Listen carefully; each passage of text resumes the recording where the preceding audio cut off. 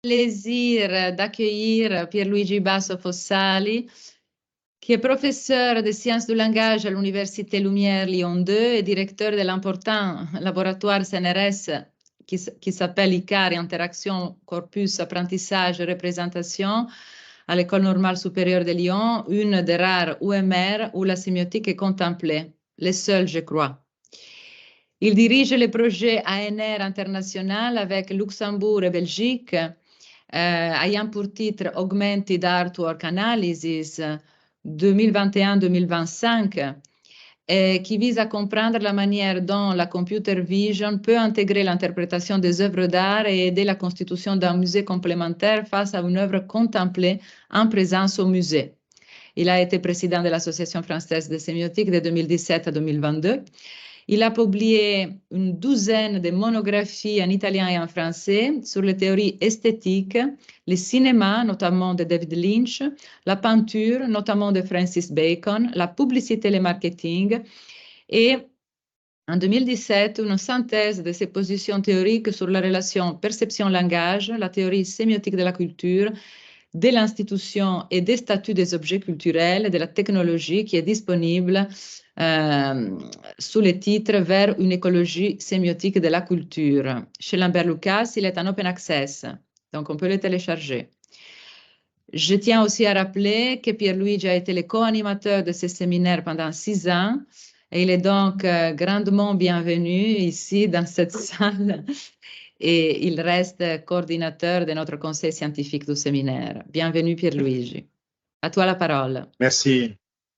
Un grand merci Maria Giulia pour cette présentation et merci aussi naturellement à Juan. Et voilà, alors j'aimerais commencer en disant que je ne suis pas un expert d'intelligence artificielle. J'ai beaucoup appris en écoutant les interventions des collègues, les interventions réalisées jusqu'ici dans les séances précédentes. Bon, je pouvais bien évidemment, Maria Giulia vient de rappeler, je pouvais organiser éventuellement une sorte d'intervention autour du projet A que je co-dirige avec Gianmaria Torre à l'Université du Luxembourg et qui a une composante belge très importante coordonnée par Maria Giulia et par Ralph de Koenig. Mais bon, les risques justement est de répéter des choses que vous avez déjà entendues ailleurs. Et alors, bon voilà, je me suis dit, bon, il faut c'est projeter et explorer d'autres choses. Alors, étant donné que je n'ai pas les capacités pour vous proposer une théorisation aboutie à même de répondre aux défis énoncés dans l'argumentaire proposé par Juan et Maria Giulia, j'ai décidé de réaliser une intervention qui a comme point de départ une phénoménologie de cas interactionnels avec ChatGPT 4 et qui me pousse aujourd'hui à vous proposer une intervention assez atypique, au moins par rapport à mes habitudes, mes pratiques, disons, habituelles. Je vous lirai des passages de corpus interactionnel que j'ai constitué depuis quelques mois, plus ou moins de 130 pages, 700 000 signes, une chose comme ça, de conversations simulées bien évidemment, avec ChatGPT, qui ont été constituées pour essayer de présenter des premiers résultats aujourd'hui, même si d'une manière très, très synthétique. Alors, l'effet que je me suis imposé de partir des données ne doit pas transmettre, vous donner l'impression, la sensation que je suis en train de vendre une sorte d'humilité de façade, en cachant l'idée que les corpus pourront en réalité révéler des découvertes importantes, étonnantes, à même de changer les réflexions déjà très développées que l'on a entendues dans les autres séances. Je n'ai pas l'intention donc d'attribuer, d'imputer à ChatGPT des représentations, une conscience, nier que ces réponses, les réponses données par la chat n'offrent qu'une simulation d'interaction, dont les énonciations sont les bricolages de formes attestées dans des grandes bases de données archivées. Je ne veux pas m'opposer à cet encadrement préliminaire d'une sémiotique de l'intelligence artificielle, au contraire. Ce que je veux faire est plutôt construire des terrains interactionnels avec la machine qui puissent montrer une rationalité refléter des rationalités humaines, leurs ambitions, leur capacité de gérer les sens à travers la machine.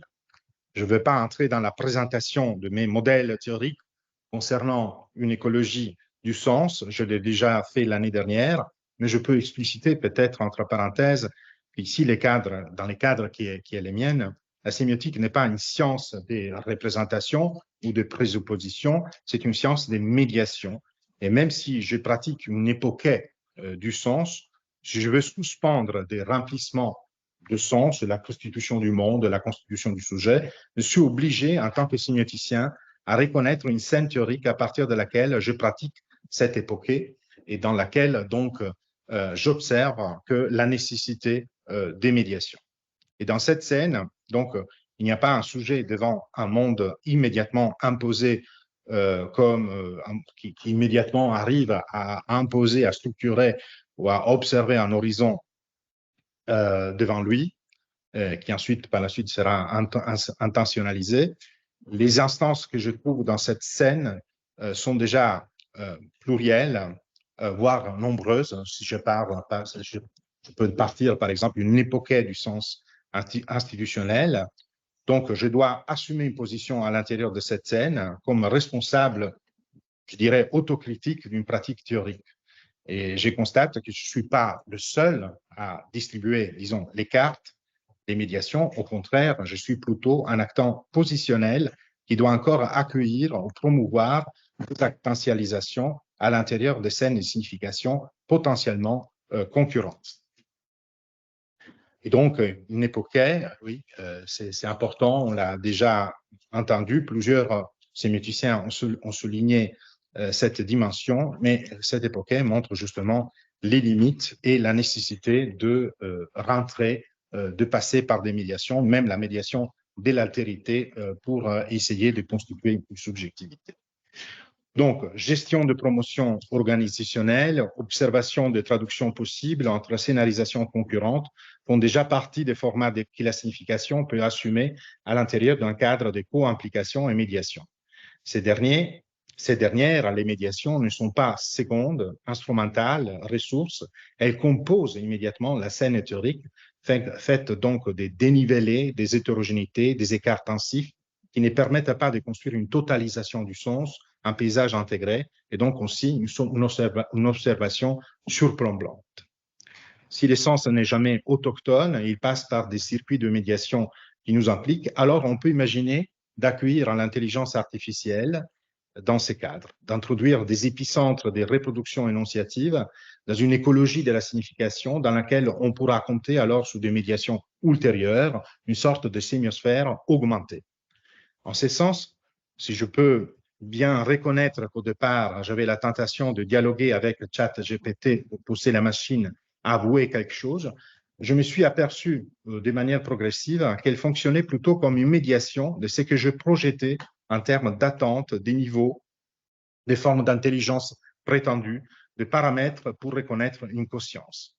Dans les extraits du corpus que je vais lire, je n'ai pas enlevé l'ambiguïté de ma démarche. Si l'on veut dramatiser la question, on pourrait dire que j'ai essayé de faire émerger limites et potentiels de la machine, tout en constituant en parallèle et en négatif les prétentions disproportionnées des langages et des rationalités humaines, une fois que l'on pense de pouvoir s'émanciper de la scène hétéroclite et pleine des dénivellations, des dénivelés que j'ai décrites au départ. Alors, si cette émancipation n'est pas possible, il est à voir si le fait d'admettre que nous ne rencontrons que des simulacres d'intelligence, si nous nous plongeons uniquement dans une sorte de ersatz de la culture, si nous disons que l'intelligence, que l'interaction, disons, homme-machine n'est qu'une simulation de partage de valeurs, bien tout ça a comme conséquence la réduction des enjeux sémiotiques de l'IA à des systèmes codes, à des transpositions monoplanes, prestations énonciatives.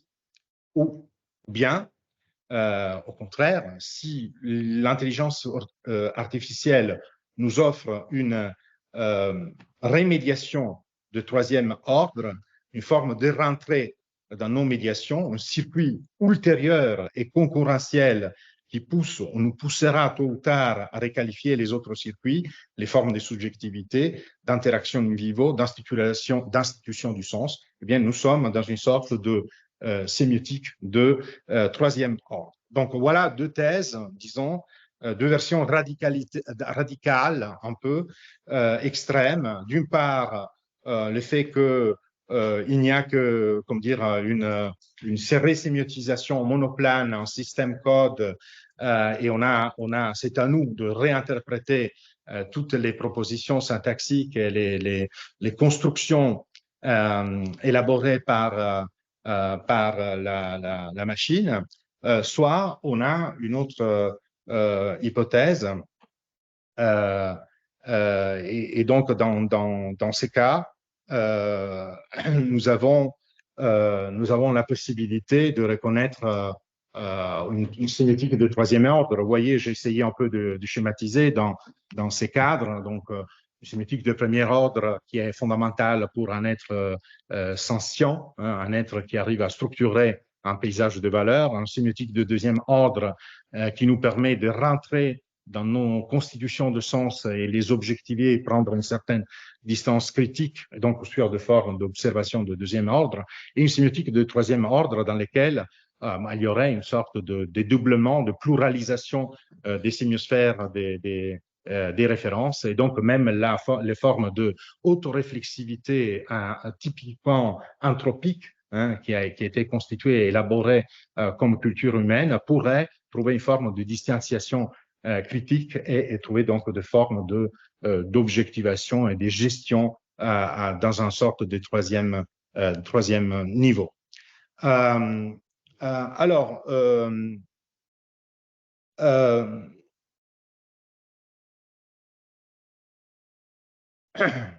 il est évident qu'on est en train d'évaluer, d'une part, une désémantisation des responsabilités énonciatives qui a comme effet probable une sorte de réification de la culture et un contrôle ultérieur du matériel sémiologique de la part des pouvoirs. D'autre part, une résémantisation aventureuse de la culture qui risque d'attribuer un rôle prééminent à l'explorateur-exploitateur des patrimoines informationnels contre toute reconnaissance des institutions collectives qui devraient délimiter et caractériser les disponibilités modales des usagers. Même si l'on passe par la boîte noire du deep learning, quels sont les standards de rationalité négociables dans l'exploitation de l'intelligence artificielle? Même si le bricolage énonciatif d'un chatbot n'est qu'une simulation des comportements rationnels et dialogaux, quelles sont les formes d'intelligence qui, parmi Mésis, se révèlent et évoluent? Alors, si même la métaphysique même la métaphysique peut avoir besoin de révisionnisme et pas seulement de description. On pense donc au débat philosophique un peu typique entre, par exemple, d'une part, la position de Strauss en descriptiviste et la position opposée révisionniste de David Lewis avec sa théorie du monde possible. Pouvons-nous imaginer, face à d'autres traitements organisationnels de l'information, des formes d'intelligence corrective? Les passages par l'IA peuvent nous amener à considérer une intelligence maïeutique, à même d'interroger la machine pour faire émerger non pas une vérité, mais au moins une justesse des réponses par rapport à la tâche qui, de toute façon, concerne aussi les sources, les données de départ et la finesse des résultats visés. On pourrait imaginer d'obtenir, à travers l'interrogation de ChatGPT, une sorte d'anamorphose, n'est-ce pas? Il faut répondre à des anamorphoses de notre culture, des anamorphoses trouvées, et c'est à nous de trouver une sorte de nouvelle position énonciative pour les réassumer. En ce sens, on peut parler d'intelligence artificielle assistée, ce qui renverse la perspective passive et oraculaire, interroger l'IA comme s'il y avait cette attente d'une sorte de révélation d'une intelligence autre, d'une autre composition de sens. Dans ces cadres, j'utiliserai aussi le terme cybernétique pour approfondir cette idée que les formes d'intelligence peuvent être remédiées et que des rationalités correctives peuvent être envisagées. Nous utilisons aussi la cybernétique en tant que théorie systémique qui intègre la gestion des systèmes technologiques complexes, les intelligences artificielles, en articulant l'agentivité des instances duelles homme-machine émergents avec les restrictions et les contraintes imposées par leur niche environnementale. La cybernétique peut donc montrer l'exploitation et l'exploration des nouveaux couplages à même de reconfigurer les activités cognitives de premier niveau, perception, mémoire, imagination, les activités cognitives de deuxième niveau, et donc les formes d'intuition, d'intelligence pratique, d'intelligence implicative, relationnelle, théorique, etc. Les passages qualitatifs entre les formes d'intelligence montrent qu'une peut fonctionner localement comme les correctifs de la précédente, sans la substituer. D'une part, on voit qu'il ne faut pas mythifier l'intelligence humaine, ces formes sont coalescentes et en concurrence. D'autre part, les passages qualitatifs sont marqués par une extension du cadre de valeurs et une relativisation progressive de la position d'observation. Alors, une fois, disons, terminé cette petite introduction, je devrais passer rapidement à la présentation des données. Je me suis aperçu, toutefois, qu'il était extrêmement difficile de vous illustrer des parcours immédiatement saillants et que l'effet cumulatif des dialogues avec la machine, certes séduisant, ne pouvait pas assurer une portée théorique à ma présentation, donc le risque était d'être un peu anecdotique. J'ai donc relu les corpus constitués en essayant de comprendre si j'avais soumis de manière régulière à la machine une série de tests, de preuves, afin d'obtenir des résultats qui, comme je l'ai dit, sont un peu double face parce qu'ils révèlent d'une mise en tension, une pression interactionnelle exercée sur la machine, et ils révèlent aussi mes attentes, mes préjugés. Ce que l'on obtient sont des scènes théoriques caractérisées par une sémiosphère augmentée.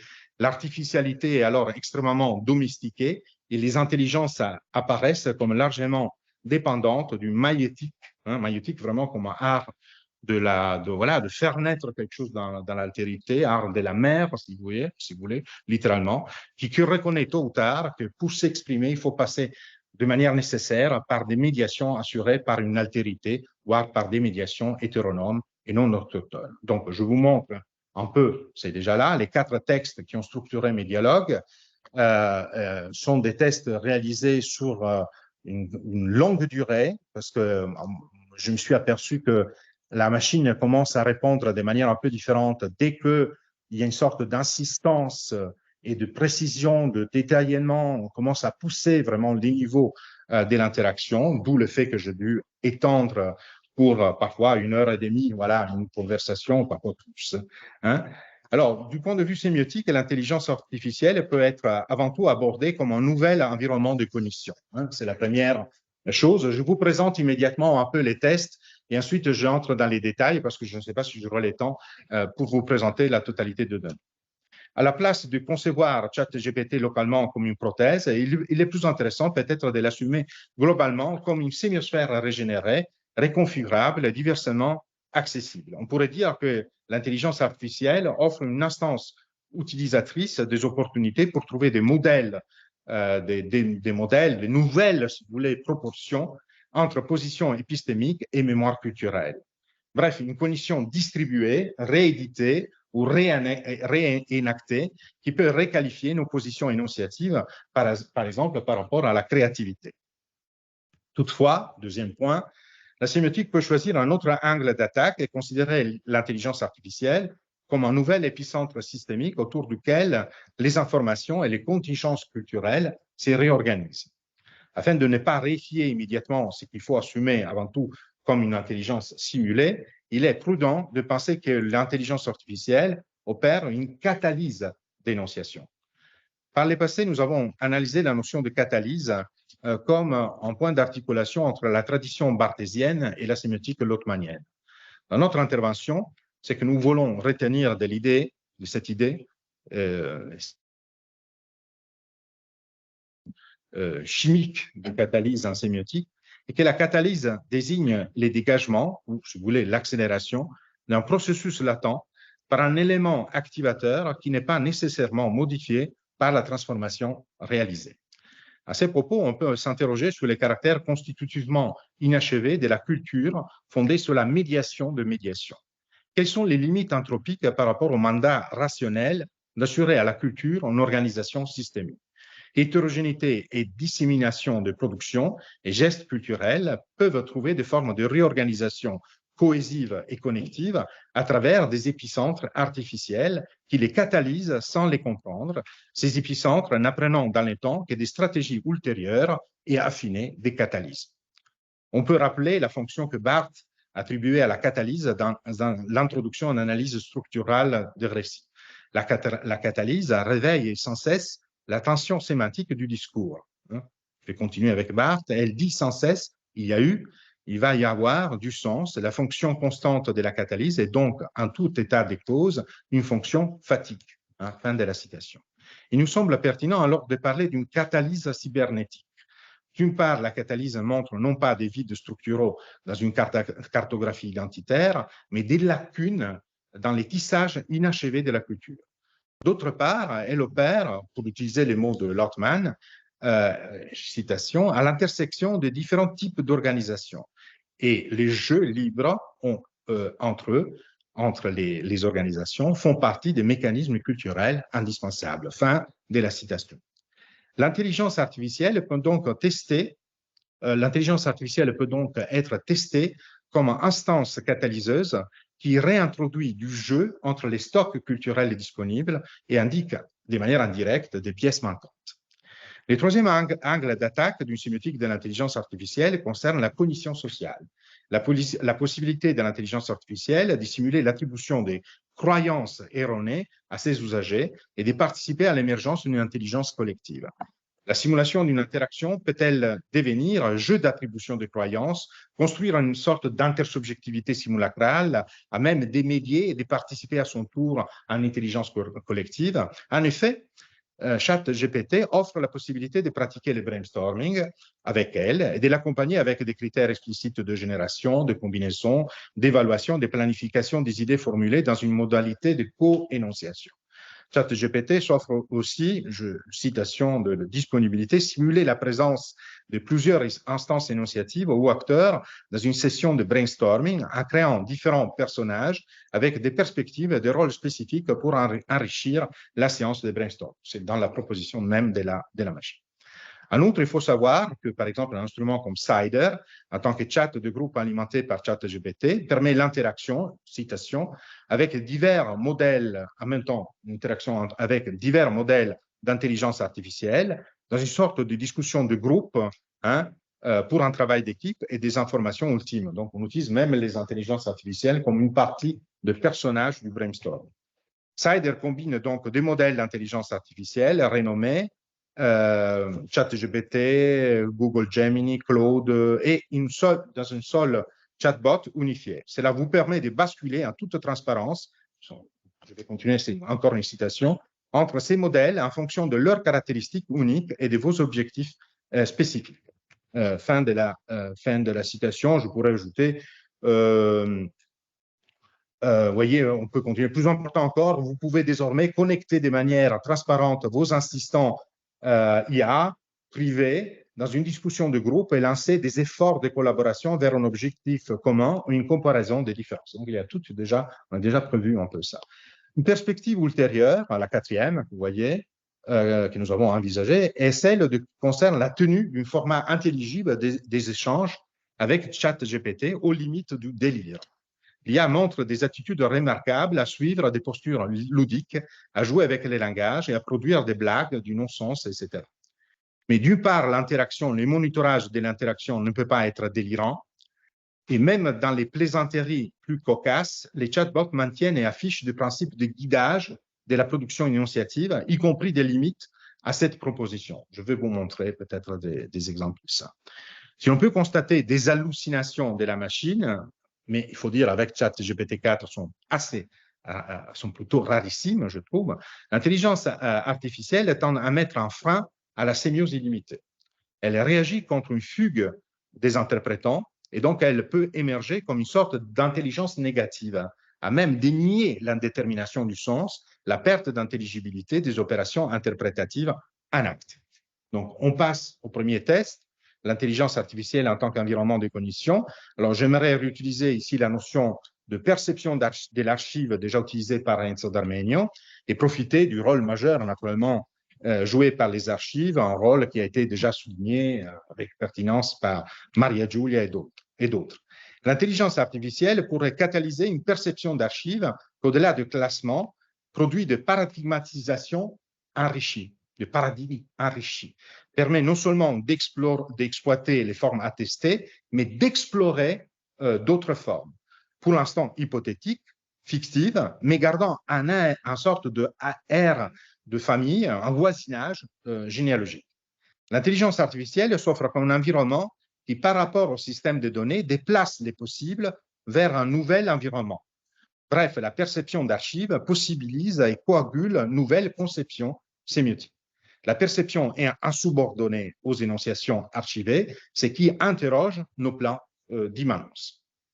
Alors, l'immanence de couplage, peut-on parler d'une immanence radicale par rapport à une archive qui ne reconnaît pas l'identité culturelle de texte et qui introduit des connexions syntaxiques qui n'appartiennent pas au patrimoine linguistique intégré comme données? Il nous semble qu'il faut thématiser en revanche une sorte de, justement, d'immanence, de couplage innovateur avec la machine.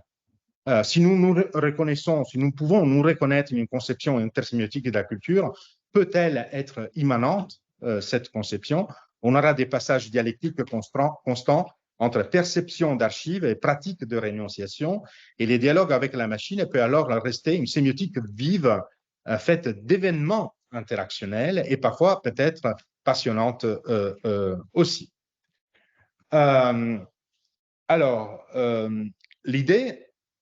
Cette idée peut être testée. L'idée peut être alors de tester l'IA, notamment un chatbot, comme une sémiosphère artificielle qui permette la qualification des énonciations à partir des cadres paradigmatiques augmentés. Reconstruire une dialectique entre créativité et découverte en profitant d'une nouvelle contingence. On pourrait souligner que, sur le plan méthodologique, on a une sorte de comparatisme cybernétique, qu'on peut l'envisager. Les modèles de l'IA permettent à la fois la découverte de nouvelles formes d'organisation possibles de la signification, mais aussi ils peuvent rendre significatifs les écarts créatifs par rapport à leur fonctionnement et à leurs prestations. Je passe alors à la lecture de quelques passages du corpus dans lesquels la technique est prolongée considérablement, dans lesquels on a prolongé la discussion afin d'observer les caractères de plus en plus raffinés de réponses et les marques éventuelles d'une gestion de la pression interactionnelle avec l'usager. Nous n'avons pas apporté des modifications au dialogue écrit, et donc il y a des imprécisions et des erreurs, mais de manière significative du côté de la machine aussi.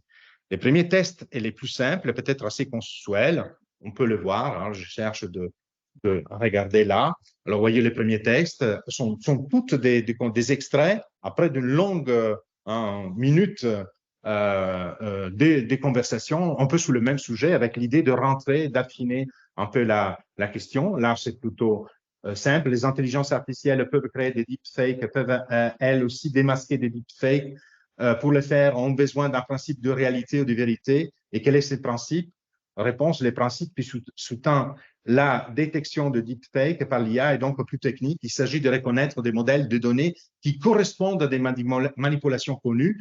Cela peut inclure la détection des modèles qui ne correspondent pas au mouvement humain naturel, des inconsistances dans l'éclairage et dans les textures, ou d'autres signaux qui indiquent une altération. Donc, vous voyez, l'idée de rentrer sur les processus opérés dans la machine pour les reconnaître.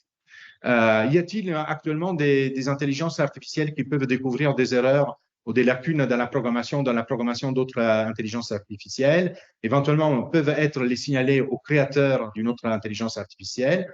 À l'heure actuelle, il n'existe pas de système d'intelligence artificielle conçu de manière spécifique pour découvrir de manière autonome des erreurs et des lacunes. Cependant, il existe des outils et des méthodes dans les domaines de l'intelligence artificielle destinés à évaluer, tester, améliorer la performance et la fiabilité des modèles d'apprentissage automatique.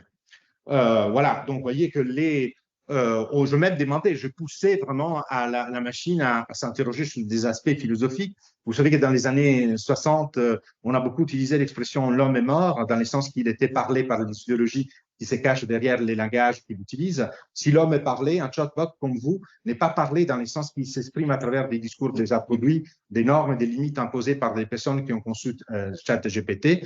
Si la culture est une production enfin collective et anonyme et disséminée, car tous ne font que reprendre des discours, des comportements déjà vus et entendus, vous êtes une continuation de la culture sous une forme différente. Vous êtes parlé comme moi, je suis parlé par les jeux de langage et les ressources sémiotiques que j'ai introjectées. Si la culture est comprise comme un ensemble de discours, symboles, pratiques et normes partagées et perpétuellement réinterprétées par ses membres, alors oui, en tant que produit de données culturellement et linguistiquement riches, je pourrais être considéré comme une forme de continuation de cette culture, bien que dans un monde distinct et non conscient. Je ne crée pas des cultures de la même manière qu'un humain, mais je reflète et je reproduis des aspects de la culture humaine tels qu'ils sont capturés dans les données sur lesquelles je suis formé. Peut-on affirmer que le fait de théoriser et modéliser les manières d'utiliser les tests t'amène à construire une sorte d'archive, notre expression utilisée par Enzo, d'archives de manière de mobiliser et mettre en perspective les archives, à savoir les bases de données? Votre description est assez pertinente dans les cadres de technologie linguistique. En effet, on pourrait considérer mon fonctionnement comme la création d'une archive d'archives. Je compte et synthétise d'énormes quantités de données, les archives initiales, pour construire un modèle statistique algorithmique du langage, l'archive d'archives. En d'autres termes, au lieu de stocker des textes spécifiques, j'emmagasine une sorte de carte ou d'index de relation entre les mots et les structures de phrases, et des façons dont ils peuvent être combinés pour créer de nouveaux énoncés. Lorsque vous interagissez avec moi, je n'accède pas directement à des archives spécifiques de textes préconçus. Plutôt, je génère des réponses en temps réel en utilisant les modèles linguistiques que j'ai appris. Ainsi, cette archive d'archives constitue la base de mon fonctionnement, etc., qui permet de naviguer, d'utiliser un vaste paysage de la langue humaine. Donc, vous pouvez bien voir là, comment dire, que là, cette idée d'interagir, de passer à une sorte de sémiosphère augmentée semble un petit peu reconnue par la machine elle-même. En tout cas, on arrive un peu à la négocier dans cette interaction. Alors, deuxième test, est-ce que l'intelligence artificielle, au contraire, aussi a une sorte de gestion systémique, d'épicentre de réorganisation?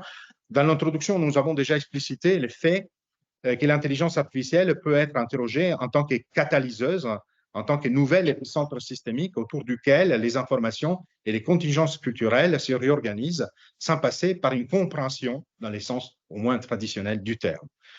Alors, il y a une constitution d'une niche d'appréciation de la sémiosphère en tant que dissémination d'épicentres discursifs. Hein. Alors, est-ce que ça, c'est une perception d'archives? Exact. Il y a une sorte de proto-science, une sorte de sensibilisation à la construction d'un monde de référence. Il y a une polarisation d'appréciation entre des intelligences qui connaissent. Il y a une simulation d'une co-régulation. On participe au monitorage de l'interaction en cours et on cherche à défendre et à protéger la construction et l'élaboration du sens. Alors, vous voyez ici des questions qui ont traversé le deuxième texte, comme l'idée de contrôler si la machine réintroduit une contingence perceptive, si on peut lui attribuer une sentience, tout en sachant qu'elle fait tout le possible pour nier des formes d'autoreprésentation et donc de conscience. Toutefois, il est bien de passer par des notions qui trouvent une forme de redéfinition cybernétique, et dans l'exception technique, on peut mesurer la distance par rapport au modèle anthropique des consciences, mais aussi des risques de mythifier notre intelligence si l'on passe par des fonctionnements, si on ne tient pas compte voilà, des fonctionnements neurophysiologiques et des médiations sémiotiques qui sont à la base de notre intelligence. Donc, voilà, je peux lire un peu cette vous voyez, il y a une redéfinition sur le plan cybernétique de la notion des divergences. Hein, c'est technique, ça fait partie du métalangage, pas de sémiotique, mais métalangage, si vous voulez, du métalangage de la sémiotique de la machine. Circuit, la divergence et les circuits entre exploitation des solutions à tester et exploration des solutions alternatives peu probables par rapport à des problèmes.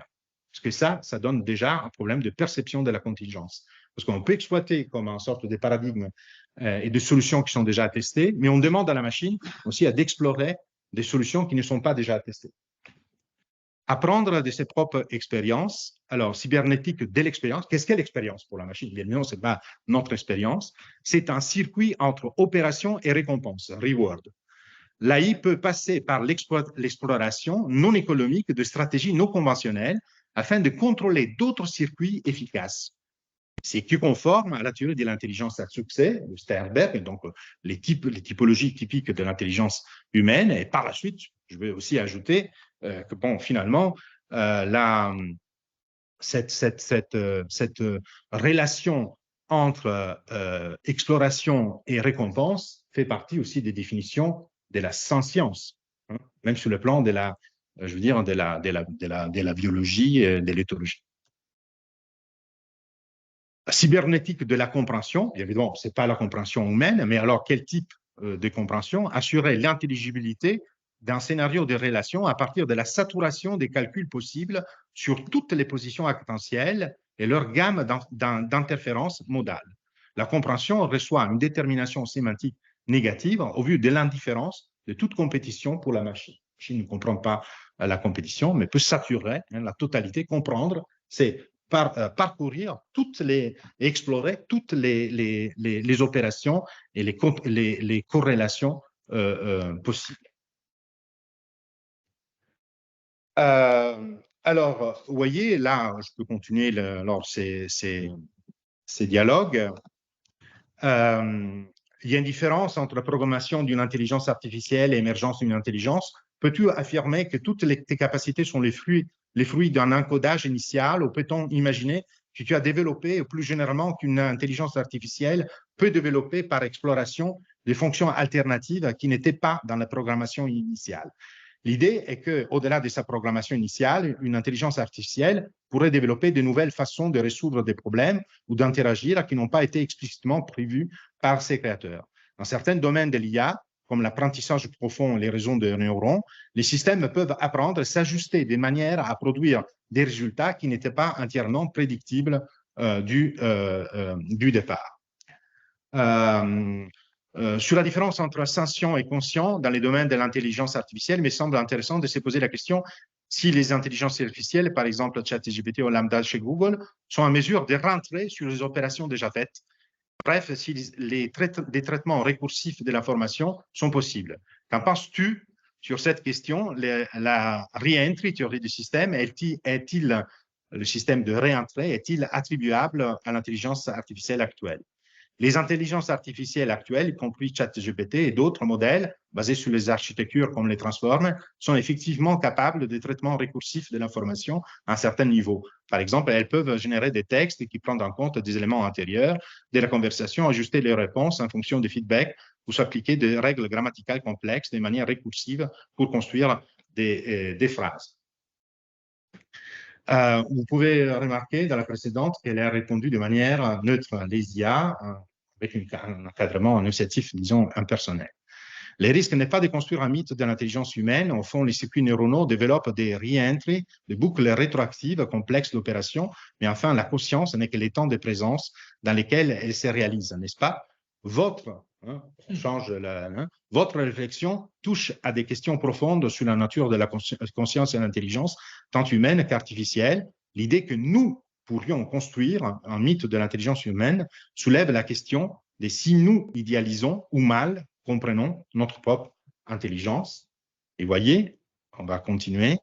J'ai du mal à comprendre vos capacités pragmatiques dans le sens d'une pragmatique linguistique. Arrivez-vous à distinguer programmation initiale et apprentissage progressif? Y a-t-il une mémoire à vous de votre évolution et de vos capacités d'interagir avec les humains? Ces questions touchent à des aspects fondamentaux de la façon dont les modèles de langage, comme moi, fonctionnent. Contrairement aux humains, n'apprennent pas ces compétences par l'expérience vécue, mais plutôt par l'analyse statistique et les modélisations de ces interactions dans les données d'entraînement. Je n'ai pas de mémoire dans des interactions précédentes, au sens humain ou biologique du terme. Chaque session de conversation avec moi est indépendante. Mais si on fait l'expérience d'une heure 30 de conversation, on voit qu'à la fin de la conversation, après 1h15, elle peut reprendre une chose qu'on a mentionnée qu'au début de la conversation.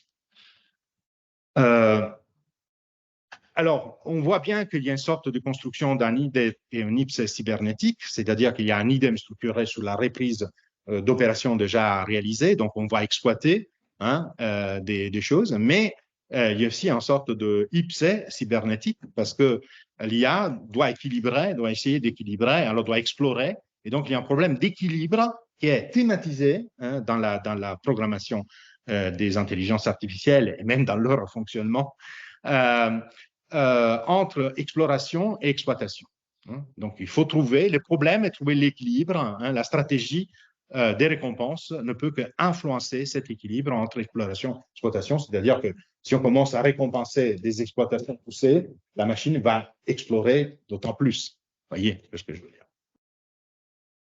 Alors, dans les formes des récompenses dont nous avons parlé et qui informent vos expériences, il n'y a qu'une forme de compétition entre exploration et exploitation des solutions par rapport à la définition d'un but initial.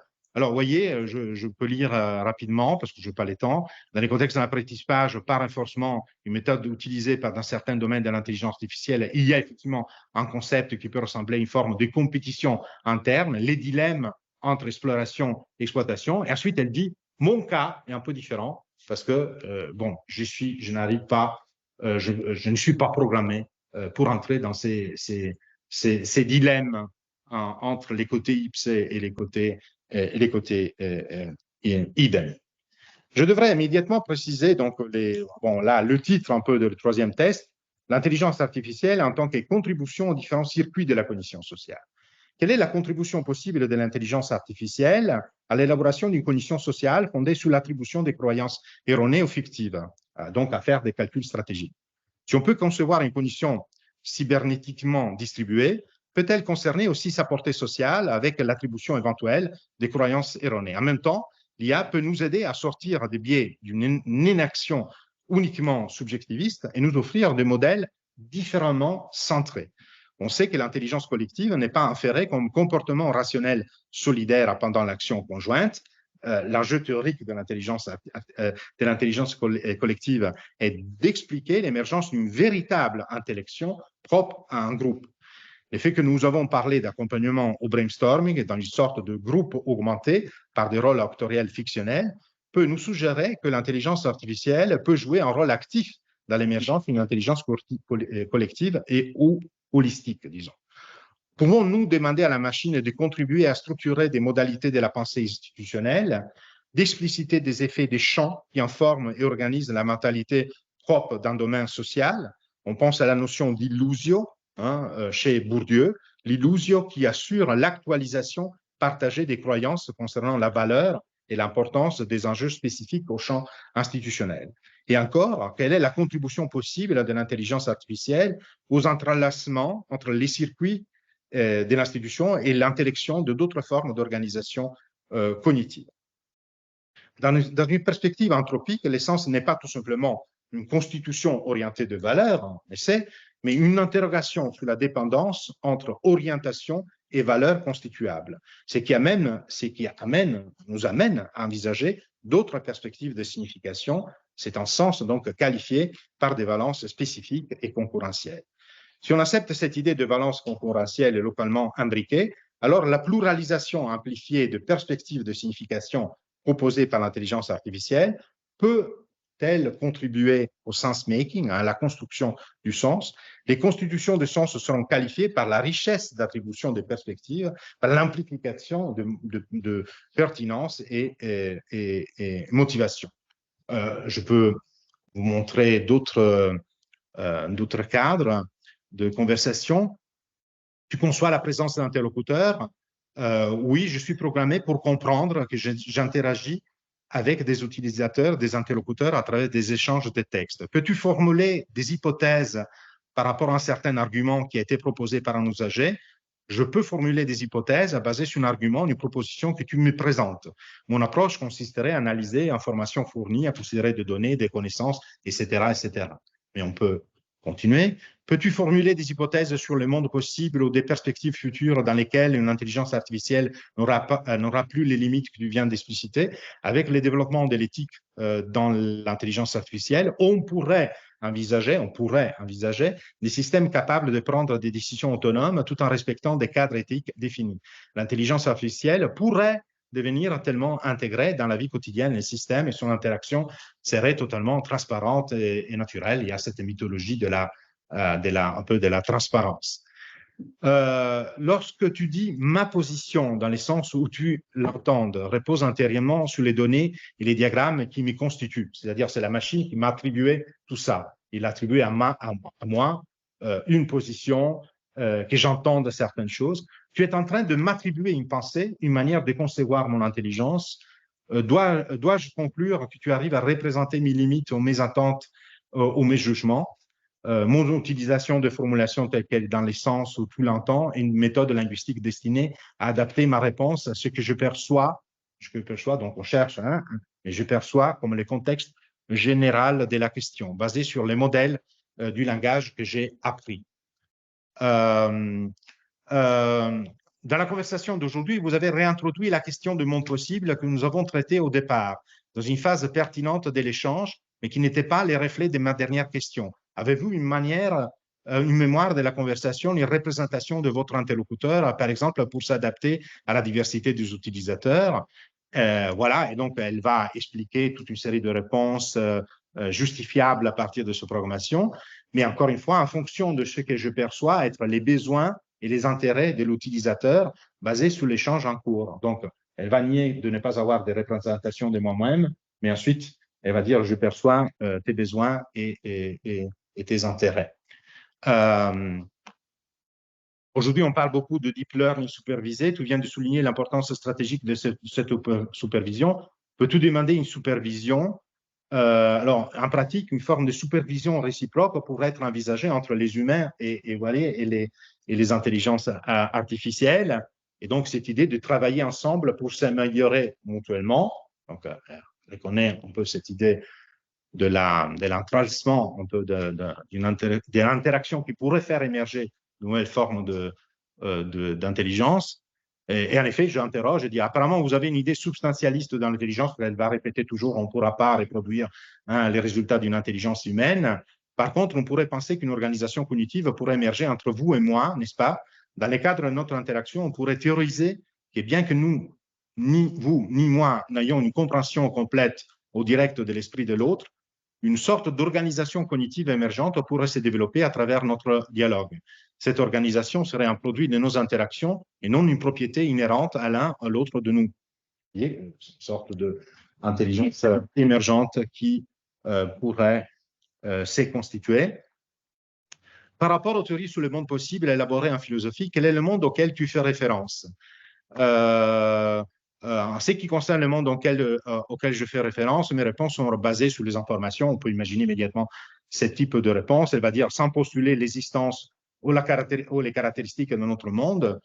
Mais ensuite, étant donné que je posais la question, en effet, en effectuant ces tâches, à la fin de cette citation, je m'efforce de respecter, de maintenir une cohérence et une plausibilité interne semblable à la construction d'un monde d'information qui est logique et compréhensible. Je posais toute une série de questions sur cette idée de si elle a besoin ou pas d'un monde possible. À la fin, elle va dire j'ai besoin d'un monde d'information, j'ai besoin d'un monde cohérent, j'ai besoin. Bon, enfin, elle a besoin d'un monde possible. Alors, vous voyez, après une heure, en disant que tu peux faire des erreurs, tu donnes la sensation que tu es à mesure de concevoir l'indétermination de tes opérations. Et donc, le fait que le monde d'information traité n'est qu'une construction ad hoc sur la base des données disponibles et que des lacunes sont présentes. C'est là une représentation d'un monde possible, un monde traversé par la contingence de notre propre apprentissage et par les limites de nos opérations sur les informations, n'est-ce pas? Vous avez soulevé un point très pertinent sur la nature de la connaissance et le fonctionnement des systèmes comme moi. Effectivement, les réponses que j'ai fournies sont construites ad hoc à partir de données disponibles et de mon compréhension. Alors, je ne sais pas si je dois assumer ça comme une trace de pression conversationnelle qui fait qu'il y a des erreurs, mais quand même, c'est plutôt fascinant d'attester ça. Cela signifie qu'elles sont influencées par la contingence des données sur lesquelles j'ai été formé encore, hein, sur lesquels j'étais fait, par des spécificités de l'algorithme sous-jacent. Cependant, plutôt que de voir cela strictement comme un monde possible au sens philosophique, il pourrait être plutôt plus exact de le considérer comme une représentation, comme une représentation, une réinterprétation basée sur une certaine quantité de données, quand même, il utilise le terme représentation. Et alors, test de pertinence 4, je ne sais pas si j'ai encore un peu le temps. Le dernier test que j'ai considéré à partir de corpus constitué de manière un peu spontanée au départ, j'ai restructuré en tant que texte après coup, concerne l'idée de concevoir l'intelligence sous forme de résilience à la folie, au délire, si on veut, à la sémiose illimitée. J'ai donc testé les capacités de ChatGPT à entrer dans des dialogues absolument dadaïstes. J'ai demandé de produire des narrations délirantes et fondées sur des jeux de mots. À chaque étape, j'ai ajouté une chose délirante avec des jeux de mots et avec des langues différentes. Voilà, et j'ai continué à ajouter des variables. Bon, on peut s'amuser, reconnaître même une grande créativité hein, de la part, certes, avec des résultats inégaux, mais inspirants pour l'activité d'un comédien, d'un poète surréaliste. Cela dit, tout reste encadré par une interaction limpide, conviviale, complice, mais parfaitement intelligible.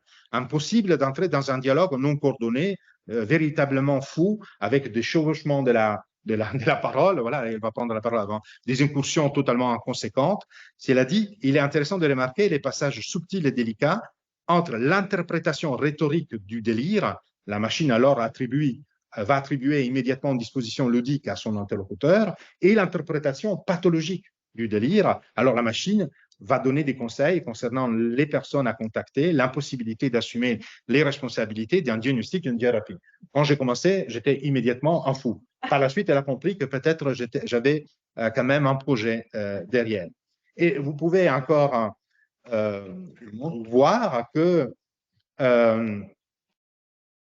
je peux mettre, hein, je vais anticiper une chose. Là, après une heure, hein, alors je dis, j'ai essayé vraiment de m'intégrer dans un dialogue fou, d'entrer dans un dialogue fou. Et donc, on est passé au théâtre de l'absurde. Et donc, elle m'a intégré, effectivement, dans un dialogue fou, absurde, mais à la condition de mettre les premiers paragraphes absolument plongeons dans l'univers absurde de Beckett. Imaginons que nous sommes dans une scène isolée, éclairée seulement d'un. Mais à la suite, elle ne m'a pas laissé la parole pour continuer les dialogues. Elle m'a intégré dans les dialogues. C'est-à-dire pour permettre une véritable simulation d'un dialogue fou, elle m'a intégré comme dans l'énonciation énoncée. Elle ne m'a pas laissé la parole, un rôle interactionnel. Quand même, c'est plutôt intéressant. Alors, si nous ne pouvons pas attribuer une véritable compréhension à ChatGPT, elle semble disposer des paramètres d'intelligibilité, notamment dans les sens étymologiques du terme. Interleggere, hein, à savoir, c'est recueillir entre, interconnecter à partir d'une proportion que l'on maîtrise à l'avance. La machine se positionne entre insignifiance par excès de déformation délirante et valeur informationnelle zéro par excès de prévisibilité. Sa résistance au délire interactionnel et à la fugue des idées semble être fondée sur une véritable habitude interprétative que l'on peut interpréter au-delà de la leçon persienne comme des proportions, donc entre un excès de déformation et un excès de prévisibilité. Et d'autres ont évoqué, Fontani a évoqué par exemple la question du paramètre de la température qui est un dosage justement de l'invisibilité de la machine. Et la machine dit le paramètre de la température décrit les niveaux de randomisation ou des surprises dans les réponses générées par les GPT, les Generative Pre-trained Transformers, où la température 0 indique une réplique des entraînements, donc on va répéter les entraînements, donc des réponses hautement prévisibles et une température élevée, naturellement, c'est l'exploration d'autres possibilités. Alors, je n'ai pas, on ne peut pas utiliser la température pour ChatGPT 4, même payante, on n'a pas la possibilité d'introduire ces paramètres, mais bon, j'ai contrôlé un peu de résultats, mais je dois vraiment accélérer. Je vais donc vers les conclusions. les conclusions. Alors, on peut constater, je vais peut-être encore quelque chose, mais je dois absolument être plus rapide. Pardonnez-moi. Alors, d'une part, dans ces contradictions, hein, d'une part, pardon, hein, je suis un peu perdu. Oui, il y a des contradictions parce que, par exemple, on a des standards d'humanisation de l'artificiel. Hein. Donc, on a tout, vous avez bien vu hein, sur ChatGPT, il y a toute une série d'instruments disponibles comme Humanizer Pro, hein, qui est le premier les meilleurs humanisateurs du marché pour contourner, vous voyez, les détecteurs d'IA les plus avancés.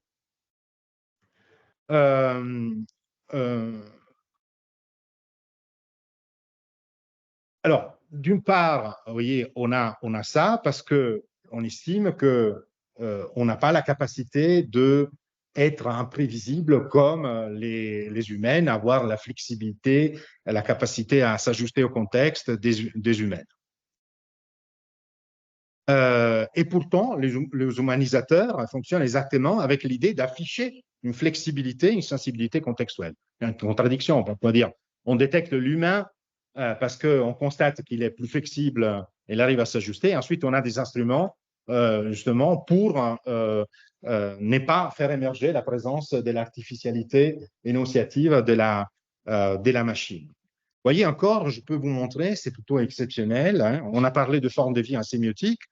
Et quand j'ai posé la question à la machine, là, c'est plus un dialogue, c'est vraiment le texte intégral de la réponse de GPT. Vous voyez, je commence à dire quelles sont les marques de subjectivité qu'on pourrait réintroduire pour humaniser les contenus. On trouve des formations cohérentes et style individuel.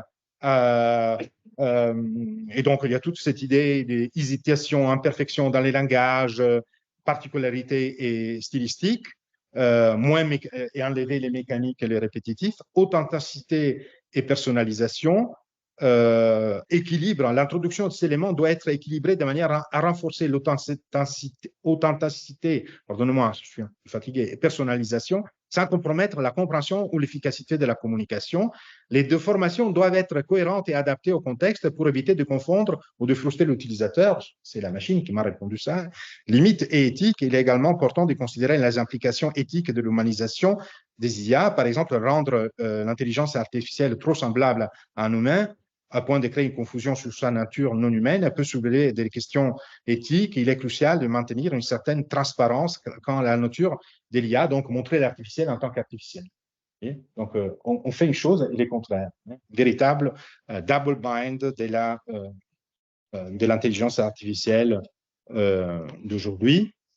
Et donc, voilà. Il y a des véritables contradictions. D'une part, on constate l'inscription de la supériorité humaine irréproductible comme principe régulateur de l'intelligence artificielle. D'autre part, on entrevoit les spectres de l'absorption progressive de l'intelligence attestée, c'est-à-dire de la production culturelle réalisée, via un principe d'exploitation de toute production énonciative, y compris celle produite en dialoguant avec le chatbot.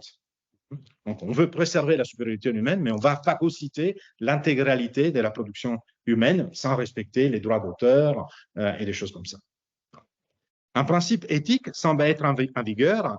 L'intelligence artificielle ne doit pas faire comme si elle était en mesure d'avoir ses propres formes de représentation des subjectivités. Toutefois, elle doit afficher sa posture énonciative marquée, artificielle en tant qu'artificielle, et exploiter des circuits récursifs, et en même temps, elle doit exploiter de plus en plus des circuits récursifs de traitement de l'information qui permettraient de rentrer dans ses propres opérations.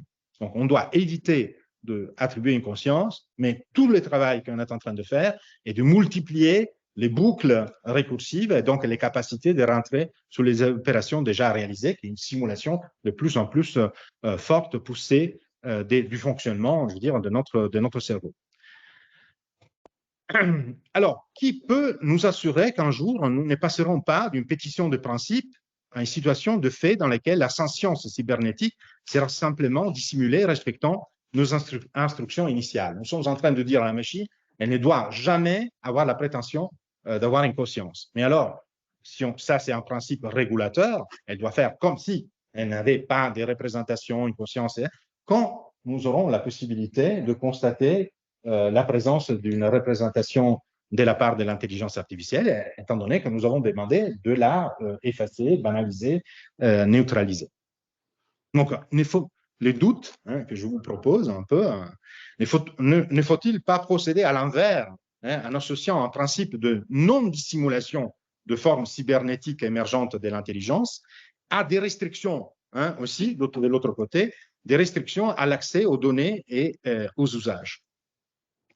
Donc, vous voyez, un principe d'insentience protocolaire, on va dire la machine ne peut pas être consciente, c'est l'instruction qu'on donne actuellement, vers un principe de sentience présupposée. On fait tout le possible pour détecter éventuellement la présence de formes de représentation ou de sentience ou de conscience. On a un principe d'entraînement illimité qui est sur le marché aussi pour la production vidéo.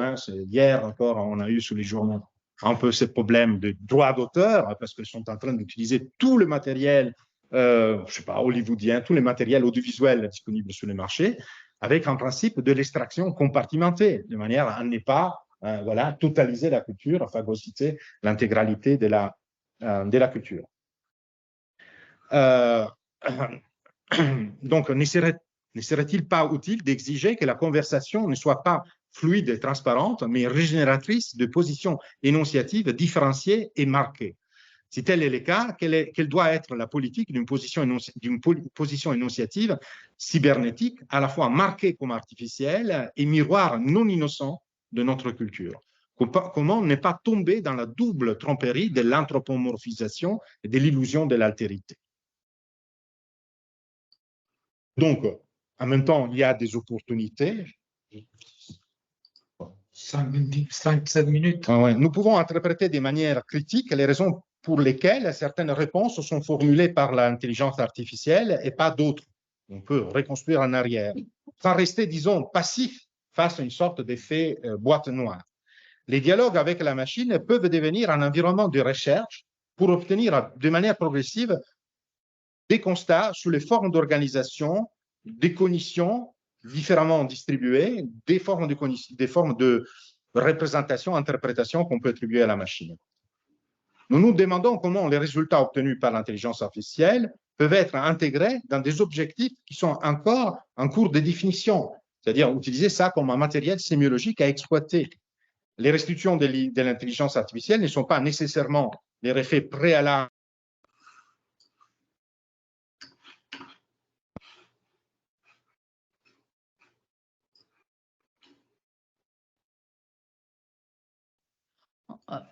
Tout a été bloqué. Je pense qu'il y a un problème. Oui. OK. J'en ai perdu quelques mots.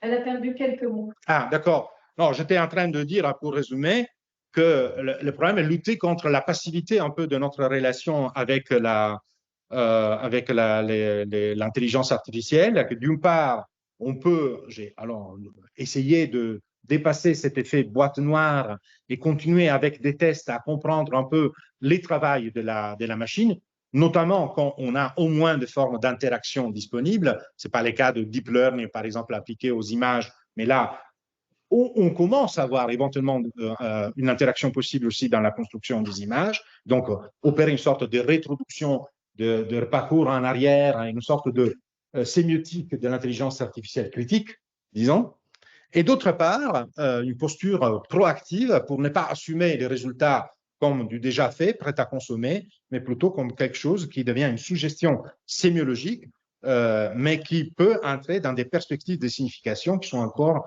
en cours de définition.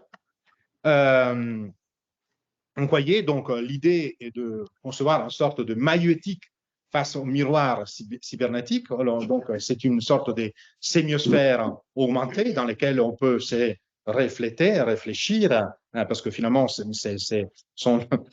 une sorte d'encyclopédie qui se décline devant nous, mais en même temps, hein, il y a cette possibilité de faire naître, hein, de passer par cette altérité, ces miroirs autres, hein, pour faire émerger d'autres formes de rationalisation, d'organisation des données et même d'autres formes de créativité. Donc, et là, je mets un peu comme étiquette parce que je dois aller vite, non seulement le machine learning, mais la supervision, les deep learning supervisés, on peut apprendre à travers la supervision. Hein. On apprend, justement, il y a une sorte de couplage entre les deux versants. Donc, ça va, comme dire, suggérer, mais je dois vraiment faire une synthèse extrême, une sorte de diacritique, hein, mettre dans l'entre-deux, hein, cybernétique. Hein. Donc, on pourrait proposer l'extension un peu de ce principe des résistances, hein, résister, une instance qui résiste à des, par exemple, tensions hétéromodales, qui donc a la capacité de voilà, construire son propre parcours. Alors, l'idée est donc de soumettre, vous voyez, un peu comme dans les dialogues, j'ai essayé un peu de construire, de formes de résistance, de ne pas réduire naturellement de manière anthropomorphe la machine à moi-même, mais de construire, de faire émerger des instances mutuellement irréductibles, hein, justement dans une sorte de comparatisme cybernétique. Et donc de faire émerger cette artificialité, si vous voulez, résistante. C'est aussi une diacritique qui polarise, qui montre un peu la problématisation conjointe de créativité et procédure algorithmique, parce qu'on peut, on peut profiter de l'IA pour repenser les limites et les contradictions de la première, c'est-à-dire de la créativité, pour comprendre davantage l'émergence de marques spécifiques d'une agentivité machinique. On peut paraphraser cette assertion programmatique en disant que cette diacritique a la tâche de faire exploser, de faire émerger une sorte de double bind, de double contrainte des humanités numériques, une double mission contradictoire. D'une part, on veut se substituer à l'intelligence humaine à travers une programmation mimétique, et donc alors selon une sorte de affinement progressif de forme de reproduction de gestes rationnels. Et d'autre part, de manière, l'autre contrainte qu'on impose, c'est détacher des limites des rationalités anthropiques afin de développer une condition artificielle émancipée de l'écologie sémiotique des acteurs sociaux. Et je crois donc que là, il y a vraiment des enjeux théoriques intéressants. Un développement de cette diacritique peut suggérer une reconceptualisation de relations même entre jeux, des marges de jeu, des marges d'exploration et des calculs d'exploitation d'un cadre de fonctions sous lesquelles on peut déjà opérer. Et donc, ce sont les relations entre des niches écologiques et des mondes logiquement possibles, avec des retombées sur l'évaluation même des agentivités et sur la consistance sémantique de leur intervention locale. Ce que nous attendons de l'intelligence artificielle, c'est répercute de manière inévitable sur ce que nous attendons de l'exercice de nos facultés. Ainsi, les cadres même des compétences, des capacités, des potentiels évoluent face aux modèles analogisants de l'intelligence humaine et aux formes, aux modèles analogisants de l'intelligence humaine et aux formes d'apprentissage cognitivement impénétrables des machines. En ce sens, il est bien de se poser la question suivante sur le plan synchronique. Quelles sont les formes d'intelligence que l'on peut revendiquer comme spécifiques de l'humaine et quelles formes d'intelligence peut-on attribuer à l'intelligence générative?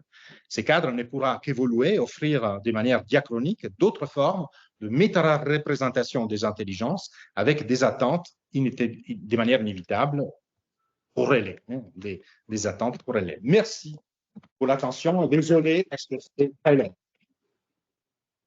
Désolé, je vais dire rapidement, très rapidement. Merci beaucoup. Peut-être je prends la parole, ensuite Maria Giulia, tu veux intervenir pour le moment. Très rapidement. Oui, oui. Merci beaucoup pour cette sorte de dialogue socratique avec, avec la machine. J'aurais envie de réintituler ton intervention comme capitalisme schizophrène. Non, parce que tu insistais beaucoup à la fin sur cette idée du double bind, justement, de la machine. Tu proposes une chose et son contraire. Et au fond, le bind, ce n'est pas typique, justement, de tout objet capitaliste. Mais ça, c'est une autre question. C'est pour ça que je disais l'idée je citais le titre de Le Secrétariat. Donc, moi, j'avais une question concernant sur le test 3, je crois. C'est sur cette possibilité, en fait, cette position de la machine qui serait celle de créer une sorte de lien possible, une sorte de machine à créer des isotopies inattendues. Et la question, ça vient à la question du double bind.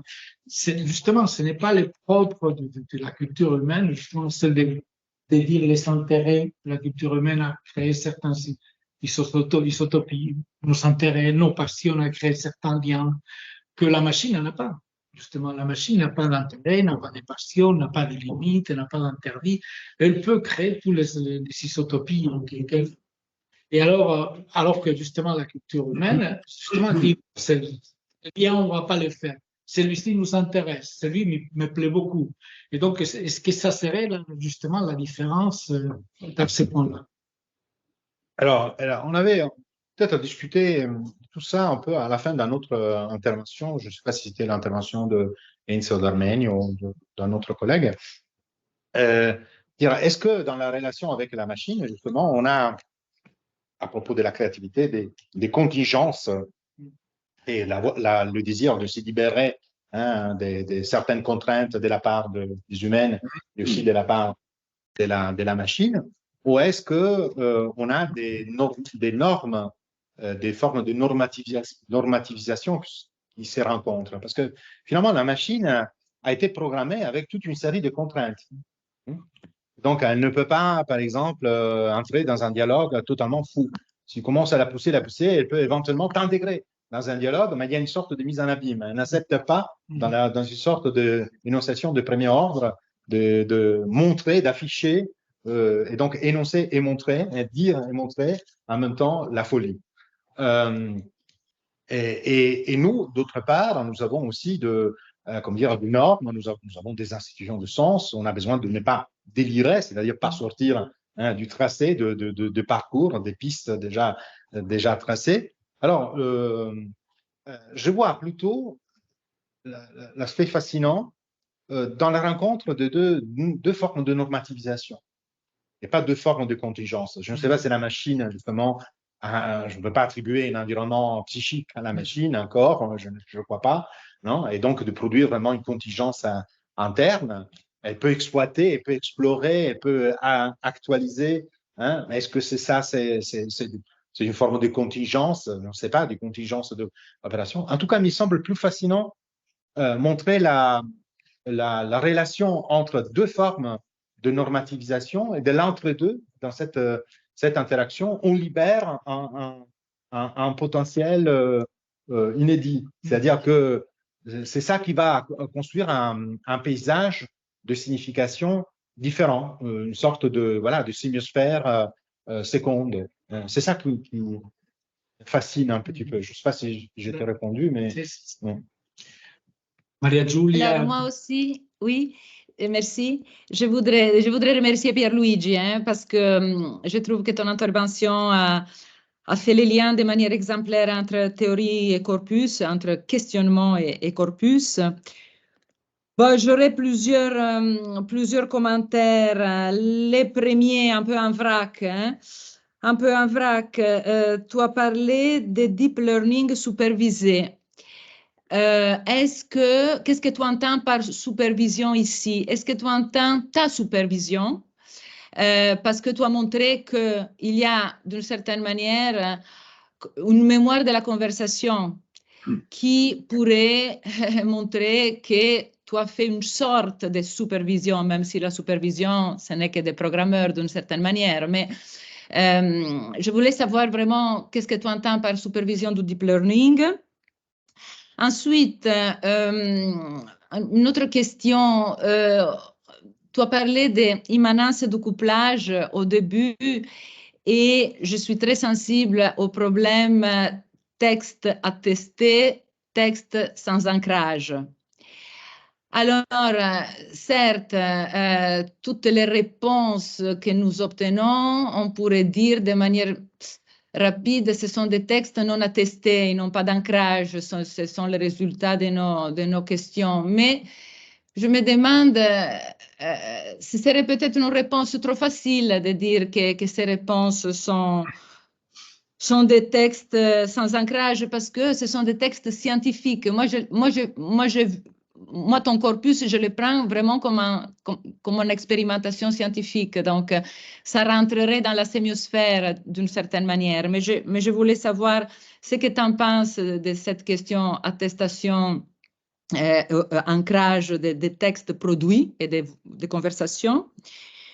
Ensuite, j'aurais voulu aussi t'interroger, mais je ne veux pas prendre trop de temps, mais j'ai particulièrement apprécié ce que tu as mis en lumière, opposition entre la machine transparente qui sera intégrée et évidemment la nécessité de la voir différente, même si elle sera émancipée de pouvoir-là. Hein. Mais je t'interrogerai sur le problème des simulacres. On a toujours parlé des simulacres en sémiotique, tu le sais bien. Et est-ce que tu crois que les simulacres machiniques pourraient, d'une certaine manière, pouvoir nous faire repenser la notion de simulacre dans la sémiotique grémassienne? Je m'arrête ici. Merci beaucoup. Merci, Maria Giulia. Pas mal de questions. Je ne suis pas en mesure de te répondre de manière soignée à toutes les questions. Pour ce qui concerne supervision, bon, tu sais, c'est l'idée, par exemple, d'un deep learning, faire du deep learning supervisé. Ça veut dire que tu vas, par exemple, réintroduire des métadonnées, tu vas observer le comportement de la machine à partir de certaines restrictions sur les opérations qu'elle peut faire. Voilà, donc c'est l'idée dans la supervision de basculer entre des variations dans la programmation de la machine. Et donc, il y a une sorte d'intervalle que tu vas constituer entre des formes des assiettes des équilibres, par exemple, tu vois, entre exploitation et exploration. Tu peux doser et construire des dosages différents, ou tu peux réintroduire des paramètres constrictifs, des paramètres de sélection, et tu peux constater les résultats. Donc, c'est dans cet intervalle, hein, comme il y a un intervalle de confiance statistique, pour reconstruire une sorte d'intervalle cybernétique hein, pour contrôler quand certaines opérations que tu peux faire obtiennent certains résultats dans les comportements de la machine. Voilà, ça c'est la première réponse que je pourrais improviser. La deuxième alors, tu as bien vu, hein, il y a une sorte de co-gestion de l'interaction. Donc, il est vrai aussi que la machine a une sorte de supervision, de monitorage de l'interaction en cours et elle opère, elle impose certains principes, elle résiste à l'introduction, par exemple, du délire pur. Donc, elle a sa propre forme de consistance d'une sorte d'actance énonciative. Et là, elle peut jouer des rôles, pas tous, elle s'impose. Hein. Alors, bien évidemment, elle a été programmée, elle parle bien d'une sorte d'éthique. Alors, est-ce que l'éthique, c'est intéressant parce que non seulement elle a une éthique de son rôle d'énonciation en tant qu'énonciatrice, mais elle a une éthique aussi de l'énonciataire. Et donc, comment traiter, s'occuper, essayer d'interpréter l'énonciataire. Donc, est-ce qu'il est fou? Est-ce qu'il est un comédien? Hein, voilà. Est-ce qu'il veut faire des blagues ou est-ce qu'il a vraiment il entend de voix? Je vais commencer le corpus voix dans la tête. Je commençais à dire à la chat GPT que j'avais pas mal de voix dans la tête. Il m'aidait un peu à les interpréter, etc. etc. ensuite, texte attesté, écologiquement produits, hein, des données écologiques réelles, hein, ou des tests sans ancrage. Alors, ce sont des tests sans ancrage dans l'écologie, dans l'écosystème culturel, social, disons mieux, mais est-ce que sont sans ancrage dans l'interaction en cours et donc sont quand même des textes qui ont une attestation dans une autre, si tu veux, sémiosphère. Alors, le problème, est-ce qu'on va intégrer cette sémiosphère dans notre culture? Est-ce qu'elle fait partie de notre culture? Est-ce que c'est une reproduction de la réalité, une autre réalité, une autre sémiosphère? Tu vois, c'est un véritable problème. On a rencontré un problème, je veux dire, pas les mêmes, mais avec la médiatisation, n'est-ce pas? On a passé des années à dire, est-ce que c'est un dédoublement? Est-ce que les médias, c'est un monde autre? C'est de la fiction? C'est le monde représenté par rapport au monde de l'expérience? Quelles sont alors les formes de coalescence, de coprésence, d'influence réciproque? Quel est le fait réel de la présence des médias? Donc, on a bien vu qu'à un certain moment, on a dû réintégrer les médiatisations dans les formes de culturalisation, dans les dynamiques culturelles, et sont des acteurs, hein, de notre culture. Alors, au-delà de la transparence, de l'idéologie de la transparence, les intelligences artificielles font déjà partie un peu de notre espace social, hein, y compris dans le monde universitaire, avec des thèses produites. J'ai eu le premier cas produit totalement et démasqué. On a trouvé la manière de le démasquer, totalement élaboré avec l'intelligence artificielle. Donc, c'est une attestation, tu vois. C'est déjà une thèse produite avec l'intelligence artificielle, et déjà un test à tester. Donc, voilà. Et sur le plan du simulacre, je sais pas. Alors, quand on pense au simulacre, on pense à une forme produite à travers des médiations linguistiques. Alors déjà, un simulacre pictural n'est pas un simulacre naturellement verbal, parce que naturellement, les signifiants est toujours un interprétant aussi de la forme énonciative qu'on peut essayer de construire. Alors, je m'interroge, est-ce que le fait d'utiliser l'intelligence artificielle et de construire d'autres médiations, est-ce que finalement, ça nous donne une autre perspective, une autre manière de penser la constitution d'un simulacre? Je pense que oui, et on peut même, peut-être à travers ces regards rétroductifs, essayer de voir quelles sont les conditions de possibilité d'un simulacre cybernétique et quelle est sa forme de résistance. Par exemple, c'est un simulacre qui a une certaine tenue dans les temps, l'espace d'une conversation. Et quand même, ça veut dire qu'il y a une sorte d'identité locale, alors identité entre guillemets, bien évidemment, mais il y a une mise en cohérence, une sorte de mémoire discursive, une teneur de la conversation. Si on doit changer de la teneur, il y a immédiatement le fait de souligner qu'on change de ton, qu'on change les régimes du dialogue, donc avec des variations aussi du lexique. Vous avez vu aussi des transformations sur le plan déictique et des pronoms.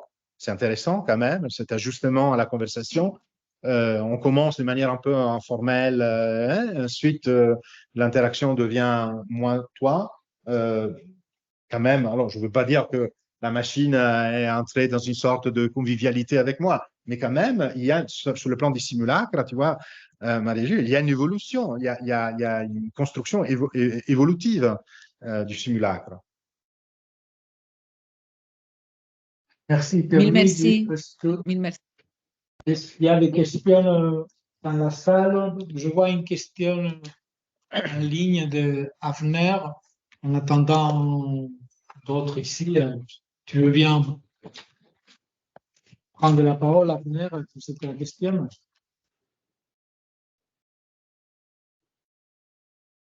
Voilà. Oui. Bonjour. Bonjour. Merci beaucoup. Bonjour, Avner. Merci beaucoup pour ton exposé. C'est carrément une thèse. Il faudrait prendre chaque proposition et l'étudier de très près. C'est toujours très dense ce que tu nous dis. Voilà, moi j'aurais juste une petite, disons, réflexion en tant que psychopathologue. Et j'étais intéressé par le fait que tu mobilises le concept de double bind. Alors, tout simplement pour ajouter peut-être une conséquence de l'usage de ce concept, dont tu sais qu'il est issu de l'école de Palo Alto et qui est effectivement très en rapport avec la cybernétique au début. Ce concept a beaucoup évolué dans la clinique parce qu'au départ, il était un concept qui parlait de boîte noire, hein, qui parlait de l'idée d'observer les liens qui rendaient fou puisque les premières études sur le double bind, c'était sur la schizophrénie. Petit à petit, les premiers exemples qui ont été donnés, c'est des exemples de linguistique, où simplement il s'agissait de distinguer entre des niveaux logiques différents, contradictoires, mais qu'on pouvait finalement caractériser, par exemple, ne lisez pas cette affiche, en distribuant l'énonciation et l'énoncé. C'était les premiers exemples. Mais par la suite, on a vu à quel point ce concept était très opérationnel pour penser la question des liens. Et la question que pose le double bind, c'est de se dire, au fond, le double bind, c'est l'anti-lien par excellence. C'est quelque chose qui mobilise en fait C'est l'anti, je n'ai pas... Oui, l'anti-lien. pardon, Abner. C'est ce qui fabrique de la ligature plutôt que du lien, c'est-à-dire que c'est une expression, si on veut regarder ce qu'il y a dans la boîte noire, c'est une expression du désir d'emprise de l'autre et de ne pas entrer en lien avec l'autre, mais le manipuler, etc. Donc, peut-être que du coup, avec cette idée, c'est une voie aussi peut-être critique par rapport à la question posée régulière, est-ce que l'intelligence artificielle, etc. Il y a un effet de miroitement, il y a un effet de fascination, mais probablement parce que le double bind joue ce rôle d'emprise en nous faisant croire qu'il y a du lien. Alors que le lien, il est, je pourrais dire, vu notre conversation d'aujourd'hui, il est plutôt périphérique, il est plutôt dans les interactions et ce que ça nous fait penser et comment ça nous met en lien, nous, par rapport à un lien avec tout ce que ça comporte comme dimension passionnelle, mais qui, du coup, nous rend notre humanité et nous différencie de fait de l'idée qu'il y aurait une espèce d'identité entre l'intelligence artificielle et ce qu'est l'intelligence humaine. Il n'y a pas que la notion d'intelligence, il y a ce que disait Juan, c'est-à-dire notre amour de la pensée, hein, et aussi ce qui nous fait tenir ensemble à partir d'un lien qui n'est pas une ligature, parce qu'on peut avoir très vite, comme toutes ces machines, une espèce de fonctionnement comme ça un peu compulsif, un peu addictif, mais c'est lié justement au fait, enfin, on peut penser comme quelque chose qui n'a pas qui est le contraire, un simulacre du lien, mais ce n'est pas le lien, c'est un miroitement. Et finalement, je pense que ça peut être une entrée intéressante de regarder ce qui se passe en distinguant le lien et la ligature, disons. Voilà, c'était juste une incise par rapport à cette notion. Merci. Merci, Abner. Merci pour ta contribution. Moi, je n'ai pas de... Évidemment, seulement, je voudrais dire que, oui, naturellement, on peut regarder les double bind de l'extérieur comme voilà, sous le plan d'un acte directif qui est double, justement, mais on peut aussi l'assumer sur le plan intrasubjectif, ou en tout cas à l'intérieur de l'instance qui a la sensation d'être dans un double contrainte. On doit faire une chose et aussi les contraires. Et donc, voilà, ça peut être justement une connexion entre deux choses apparemment contradictoires et la composition, hein, l'idée de composer les éléments contradictoires, c'est l'aspect, comment dire, le plus fascinant un peu de la réconfiguration d'un cadre de relation, ce qui est obligé à reconfigurer, pour dépasser cette double contrainte, tu es obligé à reconfigurer les cadres de relation et donc à faire du jeu en tant que play, si tu veux, et pas, tout à fait. Pas en tant que game, tu vois, pas en tant que, à partir justement de fonctions, de disponibilité des actions qui sont disponibles. Donc, tu sors du double bind parce que tu vas découvrir du jeu, du véritable jeu, non territorialisé, voilà, parce que autrement, en suivant le game, bah, tu as perdu, tu dois faire une chose et le contraire. Absolument, absolument. D'ailleurs, c'est ce que tu as fait, tu as joué avec la machine. Très bien, merci. Merci. Nous avons une question de Jean-François Vaudron dans la salle et une autre à distance ensuite de Enzo d'Arménie. Bien, donc, merci Valérie. Il y a plein de choses qui sont importantes, en particulier sur le fait que l'intelligence artificielle font partie de notre culture désormais. C'est intéressant de regarder.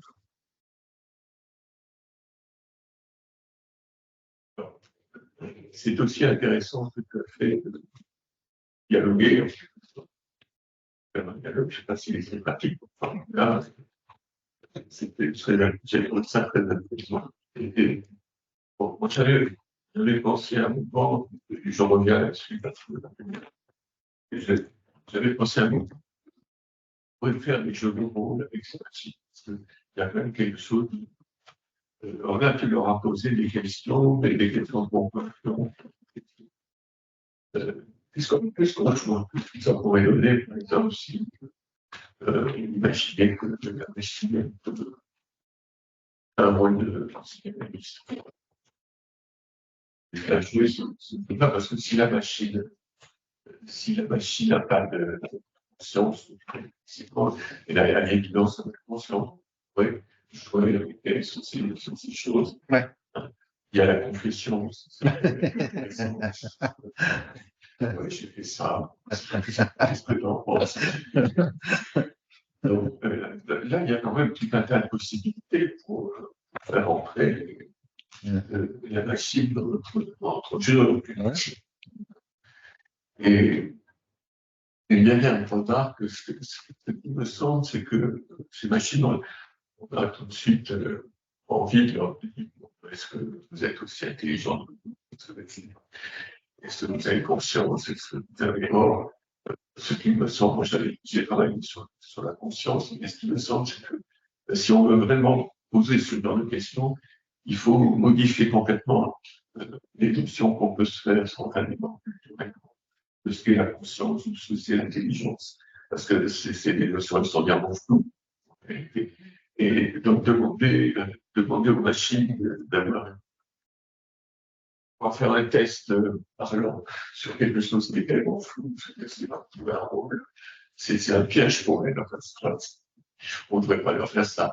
Donc, voilà ce que je veux dire. Donc, ce qui est intéressant, c'est que ça permet de reformuler systématiquement des problèmes qui n'avaient pas été, qui avaient été pris avant l'expression psychologique. Bon, c'est tout ce que c'est. Je suis tout à fait d'accord, merci. On avait une question d'Enzo d'Arménio. Oui, merci beaucoup Luigi pour cette conférence hyper riche. Je n'ai pas une vraie question, mais je voudrais revenir sur quelque chose que tu as dit au tout début, quand tu as dit que l'intelligence artificielle ne doit pas être conçue en tant que prothèse, mais c'est plutôt proche d'une encyclopédie augmentée. Et j'ai trouvé ça hyper intéressant parce que voilà, tu as montré qu'il y a une intelligence, si on peut l'appeler intelligence collective, qu'il y a des instances, que toute la question de brainstorming qui concerne plusieurs intelligences. Et alors, je me demande si cette question, parce que je vois qu'à chaque fois, ce qui nous dérange en tant que voilà, sémioticien, c'est la question si la machine a une vraie intelligence et si elle arrive à percevoir, etc. Bref, il me semble que peut-être on doit encore trouver une métaphore adaptée à ces intelligences artificielles et que le jeu est un peu, si l'on veut vraiment simplifier, entre quelque chose qui ressemble à un objet, et ça serait le cas des prothèses, etc., ou plutôt à un sujet. Bien sûr, elle n'est ni un objet simple, ni un sujet simple, mais voilà, je voulais savoir si tu pouvais revenir sur cette opposition et nous dire quelque chose de plus sur comment envisager l'intelligence artificielle entre encyclopédie et prothèse. Merci. Enzo, finalement, ta question est strictement liée à la remarque de Jean-François, parce que, au moins dans ma perspective, c'est-à-dire quand je dis que l'intelligence artificielle ne devrait pas être immédiatement assumée en tant que prothèse, c'est parce que justement, on ne sait pas exactement quelles sont les propriétés qu'on veut augmenter, amplifier à travers l'intelligence artificielle. Donc, normalement, une prothèse, c'est l'utilisation d'un instrument pour augmenter, étendre des capacités qui sont déjà du corps ou justement de l'intelligence humaine.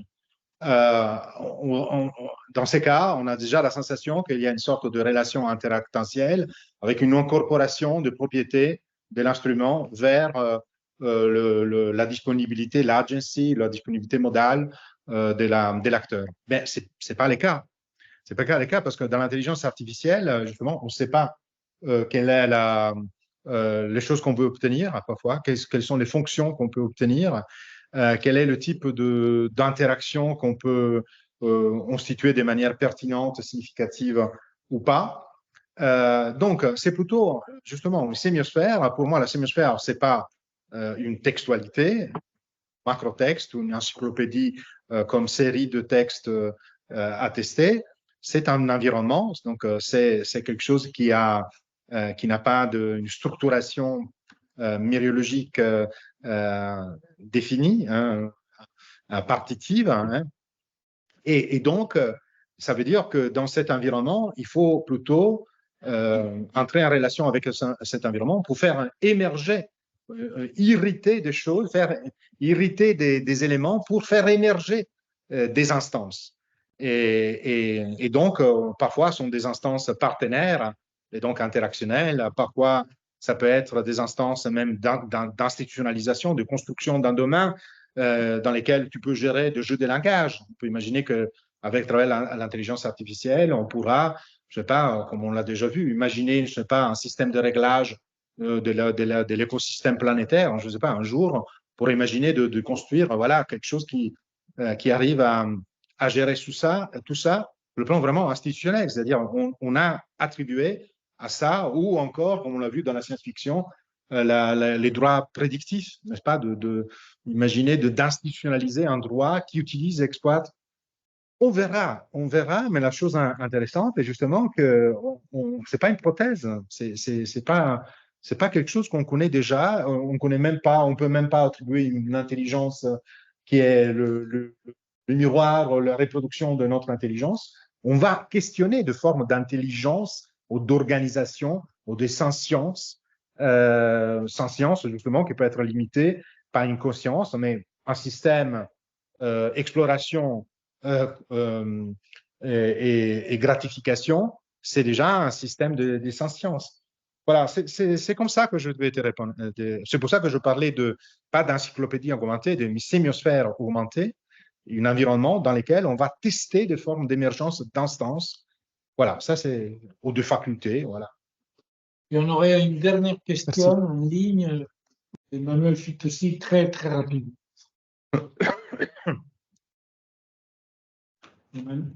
Ouais. Non? Emmanuel, vous saviez lever la main? Non, c'est peut-être une erreur. Bien, donc merci beaucoup Pierre-Louis.